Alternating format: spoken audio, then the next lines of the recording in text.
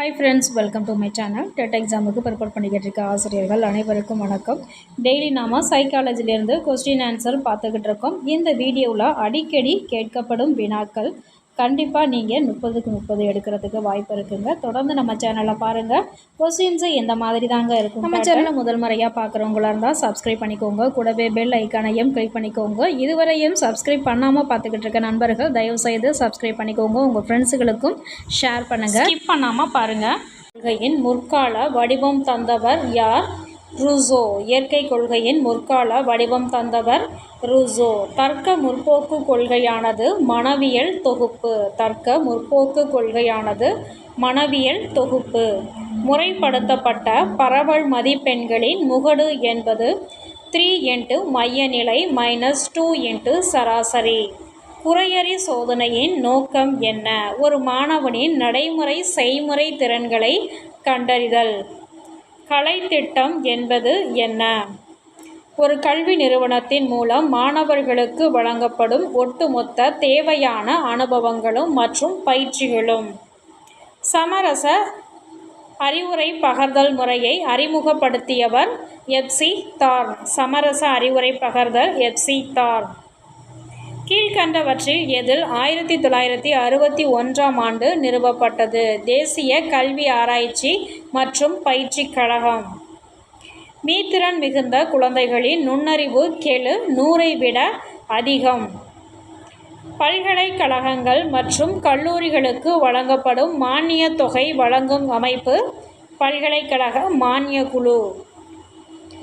கில்ஃபோர்டு நுண்ணறிவு கட்டமைப்பு என்பதில் உள்ள மொத்த நுண்ணறிவு கூறுகளின் எண்ணிக்கை 180. குடும்ப கட்டுப்பாடு திட்டம் தேசிய கல்விக் கொள்கையாக ஏற்றுக்கொள்ளப்பட்ட காலம் 3வது ஐந்தாண்டு திட்டம். மனிதவள மேம்பாட்டு அமைச்சகம் தோற்றுவிக்கப்பட்ட நாள் செப்டம்பர் 26, 1985. நுண்ணிலை கற்பித்தல் பயிற்சியில் சிறிய பாடப்பகுதி 60 நிமிடங்கள். நுண்ணிலை கற்பித்தல் பயிற்சியின் சிறிய பாடப்பகுதி 60 நிமிடங்கள். ஆளுமை என்பது ஆதார பண்பு, மேற்பரப்பு பண்பு இவைகளை கொண்டது என வலியுறுத்தியவர் காட்டல். ஆளுமையை நிர்ணயிக்கும் சுரப்பி நாளமில்லா சுரப்பிகள். ஆளுமையின் வகைப்பாட்டு கொள்கையை ஆதரித்தவர் ஷெல்டன். உளப்பகுப்பாய்வு கோட்பாட்டினை உருவாக்கியவர் சிக்மண்ட் ஃப்ராய்டு. மைத்தட சோதனையை உருவாக்கியவர் Hermann Rorschach. Id, ego, super ego போன்ற மூன்றும் சேர்ந்த மனமாகும் என கூறியவர் சிக்மண்ட் ஃப்ராய்டு. பொருளறி இணைத்தறி சோதனையை எதனை அளந்தறிய பயன்படுகிறது? ஆளுமையை. சூப்பர் ஈகோ டாஸ் பருவத்தில் தொடங்குகிறது? குழந்தை பருவத்தில் தொடங்குகிறது. சூப்பர் ஈகோ என்பது டாஸ் மனம்? மேல்நிலை மனம்.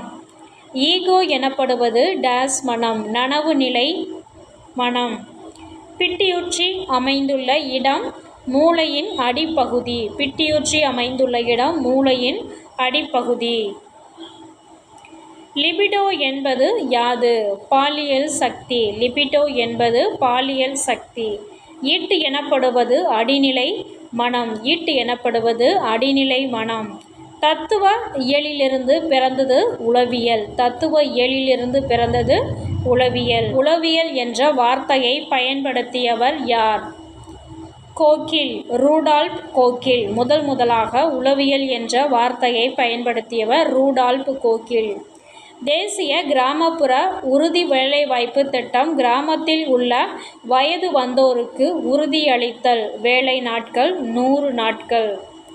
வகுப்பறை இடைவினை மாற்றம் பகுப்பாய்வினை அறிமுகப்படுத்தியவர் பிளான்டர்ஸ். வகுப்பறை இடைவினை மாற்றம் பகுப்பாய்வினை அறிமுகப்படுத்தியவர் பிளான்டர்ஸ்.